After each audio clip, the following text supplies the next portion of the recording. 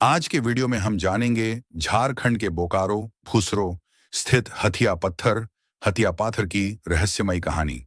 कैसे एक राजा के घमंड ने पूरी बारात को पत्थर बना दिया। दामोदर नदी के बीचों बीच खड़े इस हाथी का सच क्या है। एक श्राप जिसने पूरी बारात को पत्थर बना दिया। स्टोरी ऑफ हथिया पत्थर का खौफनाक सच। राजा का घमंड और नदी का इंतकाम। क्या आपने कभी किसी नदी के बीचों बीच एक विशाल हाथी को खड्डे देखा है?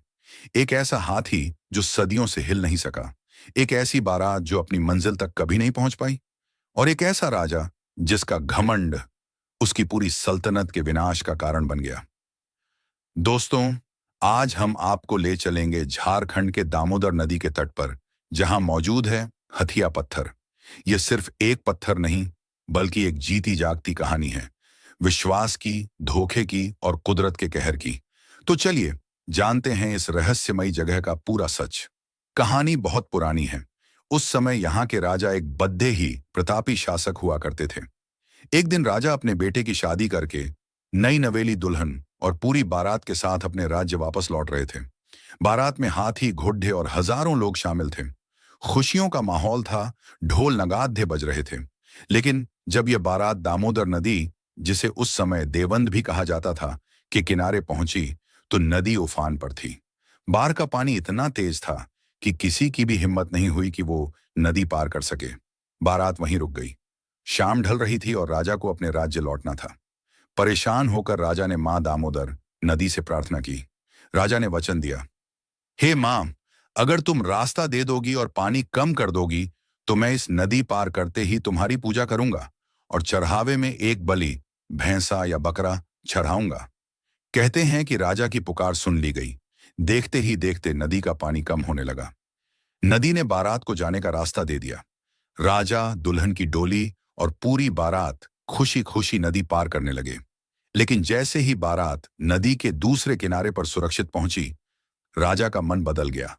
सत्ता और शक्ति के नशे में चूर राजा को लगा कि वो तो वैसे भी शक्तिशाली है। उसने नदी की तरफ देखा और हंसते हुए कहा, मुझे तुम्हारी मदद की क्या जरूरत? मेरे पास तो इतना विशाल हाथी और सेना है। मैं तो वैसे भी पार आ जाता। मैं कोई बलि नहीं चढ़ाऊंगा। यह सुनकर नदी क्रोधित हो उठी। राजा ने कुदरत के साथ छल किया था। जिस नदी ने मां बनकर रास्ता दिया, उसी का अपमान किया गया। अचानक दामोदर नदी में एक भयंकर सैलाब आया। इससे पहले कि राजा, वो विशाल हाथी या बारात के लोग भाग पाते, सब कुछ थम गया। नदी के श्राप ने उसी क्षण सबको पत्थर का बना दिया। आज भी अगर आप फुसरो के पास दामोदर नदी में देखेंगे, तो आपको वो विशाल पत्थर दिखाई देगा जो हूबहू एक हाथी जैसा लगता है। पास में ही कुछ चट्टानें हैं जो बारात और डोली जैसी लगती है।